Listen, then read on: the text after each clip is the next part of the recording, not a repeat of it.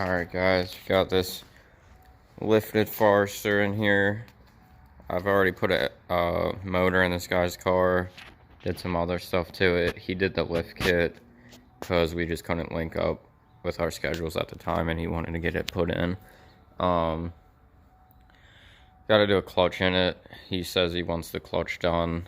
I don't know. I haven't looked at it. It felt fine pulling it in, but he wants the clutch done, so we're doing the clutch.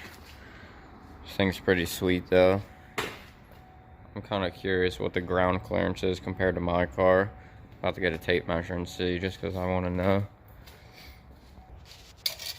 Alright, so it's kind of hard to hold the tape measure with one hand, but his front bumper clearance is like 14 inches roughly.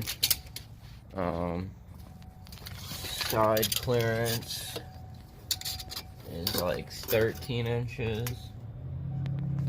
You guys can see that, it's like 13. And the rear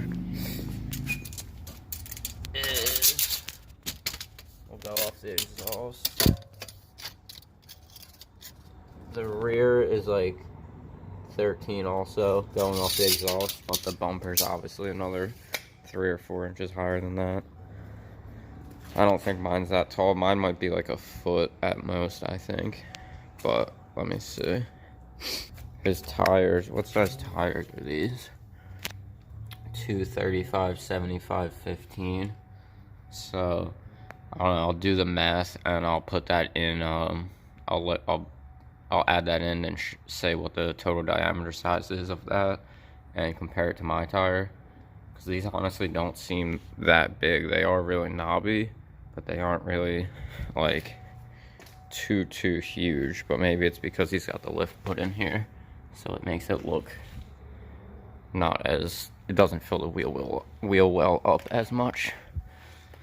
All right, let's check my car. Alright, so my car is like it's like 13 and a half to the front bumper. Sorry, the sun glare is really bad out here. And then on the side skirt, it's less than 10 inches. It's like 9 3/4, 9 and a half. And on the rear, the rear to my exhaust is like a foot exactly, 12 inches. So his car's got about, overall, it's got about 4 inches of ground clearance more. The front's the same because my bumper is so lifted up, but his car itself is actually higher. And then my tires are 225, 55, 17. So I'll do the math and put that calculation in as well to see how much bigger his tire really is. Eventually, I'm going to drop the subframe to give my axles the correct angle, and I'm gonna do king springs, probably a 1-inch extended shock or strut, and maybe even like the top hat spacers, 1-inch top hat spacers, so that'll add like another 3 inches, and then I'll be able to fit even bigger tires.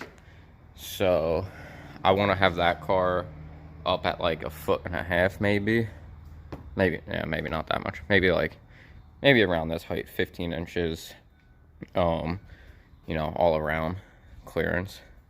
We'll see though. All right, we're gonna get working on this thing and start getting it torn apart. So I got here a little late today. Alright guys, I've just been ripping apart everything up top. Took the intake off, the air box out, disconnect the dog bone pitch stop mount, disconnect the slave cylinder, 2 bolts right here, disconnect all these wire connectors that connect to the transmission, to the harness / engine, get all those undone. I got 1 bell housing bolt out right here. This one has to come out, but this bracket has to come out first, which has to be done from underneath. Then we can drop the starter. I got this other bell housing bolt out right there. 1, 2. There's a ground wire right here you have to disconnect. Disconnect the ground for the starter right there. Disconnect the hot wire for the starter right there, both 12 millimeters.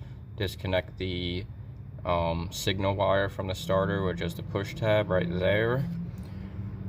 And then, so now we're gonna go up, we're gonna get that mount out, we're gonna get the last, we're gonna get the starter and the last top bell housing bolt out, and then we should be good to move to the bottom and stay under the car and not have to come back down. That's the way I like to do it, get everything undone up top, go to the bottom, and not have to lower the car back down until the trans is out. Well, actually, not even lower, because you're just gonna do the clutch and put it right back up. So let's put the car up now and get that bracket off, and then we'll get the starter out, and we'll go to the bottom.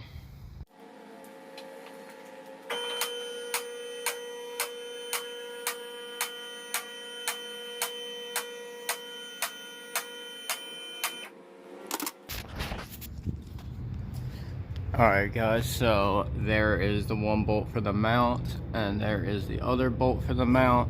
I'll get this starter bolt out while I'm under here, and then we'll get the top one and we'll pull that out, and then, like I said, we'll be on to the bottom. He did say something about an axle. This one looks fine, so I think this one is probably the one he's talking about. But that doesn't look good to me. The axle is not all the way seated in there, and it looks tight. So I don't know if he bought the wrong one or what's going on, but I'm gonna notify him about that. I also have to plan out what I want to do with this exhaust, because I have to get it out of my way. I guess I'll just disconnect it there.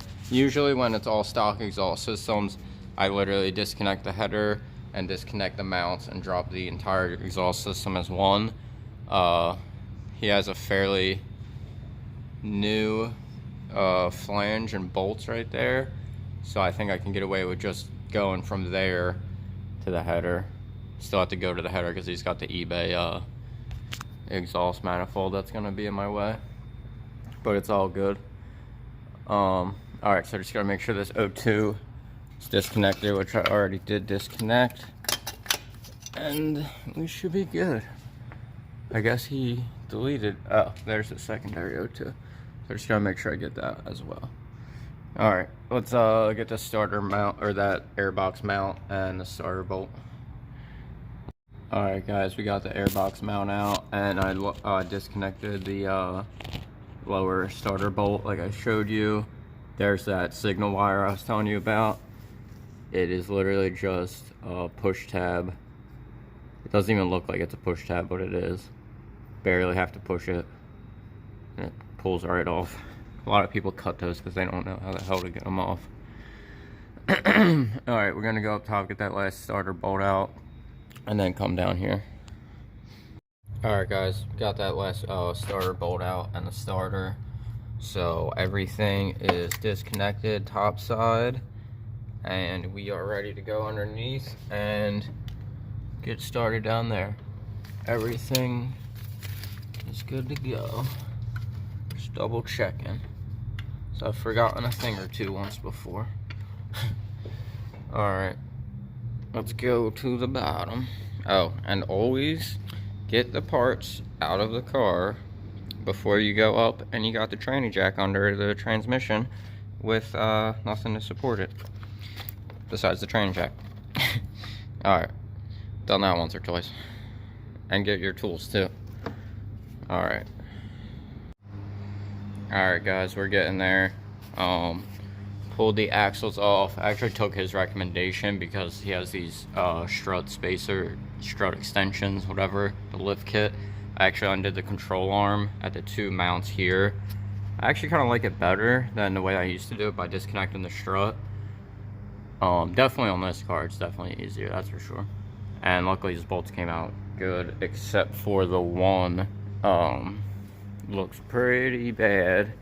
I think he forced it in the last time he put the control arm in, and he kind of cross-threaded it, I think. It's like filled up with aluminum.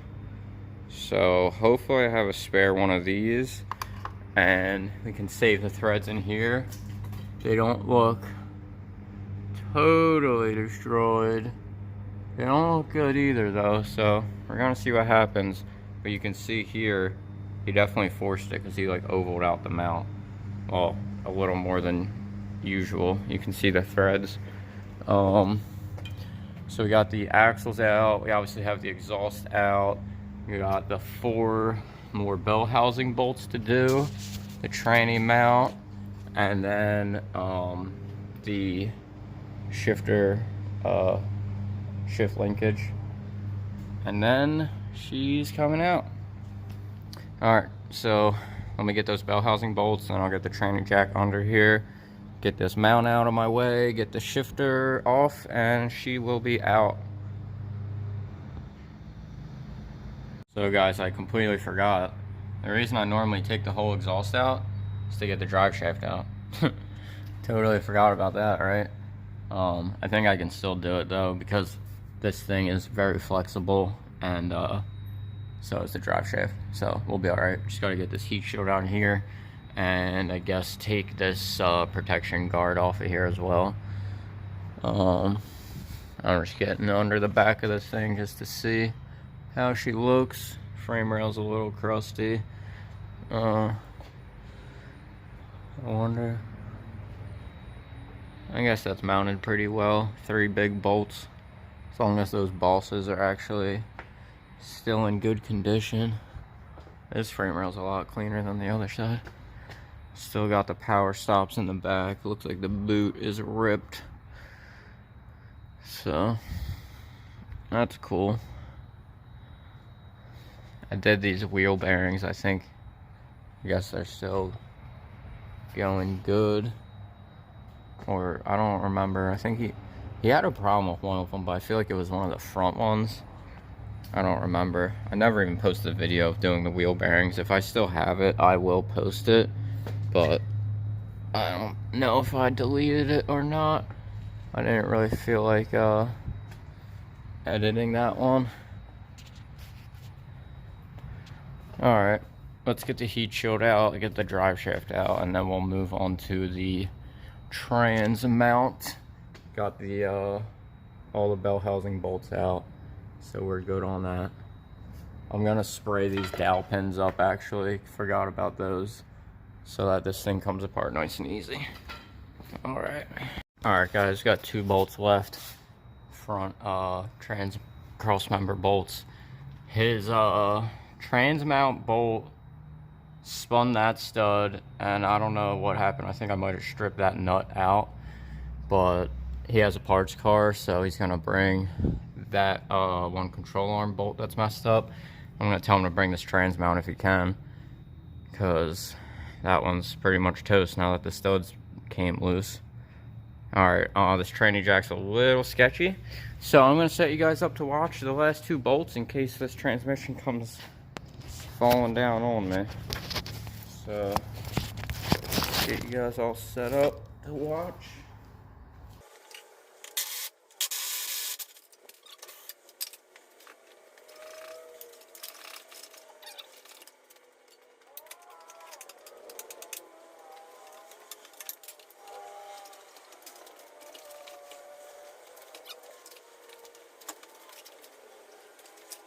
Alright guys, the video cut off because I'm low on space, but as you can see I got it out. It was actually coming down right at the end as that video cut out.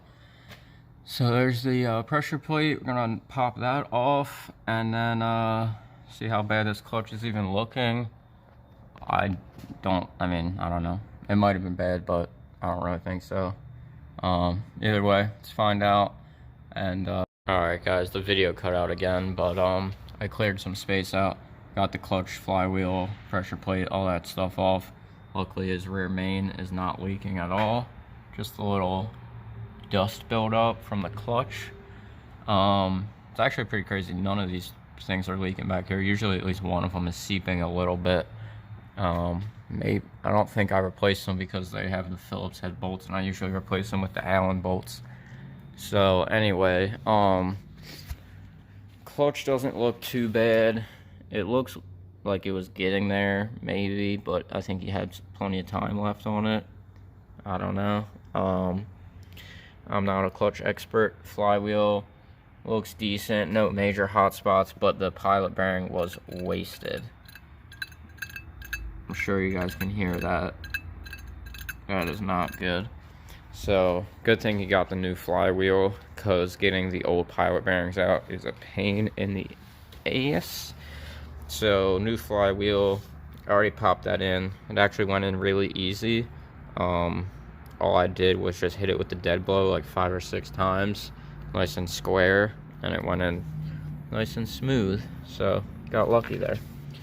Alright, we have to put the throwout bearing on the trans. This came with a sleeve repair kit, so we'll use that because, well, I kind of have to use it because it matches the throwout bearing. If I don't use it, throwout bearing is going to be loose. So we'll do that. We'll get the flywheel bolted up. Always use Loctite on the flywheel bolts. Always, always, always. And yeah, that's about it. This clutch, never heard of this brand, Rhino Pack. This clutch looks okay, honestly. Like, I don't think there's any more meat on this clutch compared to that other one. I really don't think so, but he wanted it done, so that's on him. Maybe I'll get the caliper, measure the thickness of that, and measure the thickness of this one, just to show you guys. Alright guys, so his old one is right around 8 millimeters, like 7.5, 8 millimeters when I tighten it up. So let's go check the other one. Actually, let's go to like the opposite end of it and see if it's any different. Probably not, right? Unless you got it real hot one time. So yeah, it's still like 7.5. Alright, let's check the new one. So, like I said, not really. This one is exactly at 8. It's like a 1/10 of a millimeter over 8. So I really don't think he was too low on that clutch, but customer gets what the customer wants. Alright guys, got the flywheel on, pressure plate, clutch on. The tool that came with that kit was like loose. It was very odd. This is the tool that I own. I've used in past kits. This is the one they gave me, and this one's like loose. It doesn't actually, it centers it, but there's a lot of wiggle room. And when the pressure plate wasn't on there, the clutch was moving a good amount. So that's why I just use the one that I have, because I know it's good, I know it works, so no issues there. Now it doesn't want to go back in. There we go. Alright, so we know that's definitely centered. Alright, now I just gotta pop the throwout bearing on, and it looks like this already has a sleeve kit on it, so I'll see if I can get this one off and put a new one on, and then we will put the trains back up. Alright guys, got the new repair sleeve on and the new throwout bearing. Pulled the fork off and greased the pivot pin. Greased the sleeve. Already greased that, and there's anti-seize up in there as well. So we're good to go. We're going to try and stab her back in there. Hopefully this jack will lift it up enough. Alright guys, so what I did was lower the car down like one set of locks, which sucks because I'm kneeling now. I'm like hunched over, but as you guys saw, this jack is pretty beat, and the second stage does not really like to go. Like, there's no pressure here, so I'm gonna have to pump the hell out of this till it finally raises up.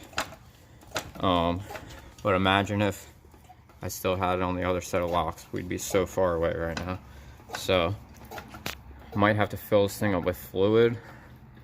I'm gonna keep pumping, and hopefully we can get it up there. Alright guys, I didn't finish that video because the guy showed up to drop me off that bolt, but he showed up mad early, so he hung out the whole time I was putting it back together. But went together good. I actually got super lucky, and I was able to stab it in right away first try. No aligning of the input shaft with the crank or anything. It went in great, so got super lucky there. But just all back together. He's on his way. Hopefully that clutch lasts a little bit. He said that what was happening, we got some deer up here. What was happening was his clutch was slipping when he was like off-road in the dirt trying to give it gas. Instead of the wheel spinning, the clutch was slipping completely, he said. So fucking deer. But I don't know, hopefully his clutch grab's better than the last one. He said that it felt even lighter than the other one, so I don't know. Pressure plate's probably not as stiff, but we'll see. Hopefully you guys learned something from the video. I mean, putting it back together is literally the opposite of taking it apart, so it's pretty self-explanatory. Alright guys, thanks for watching. Hope you enjoyed.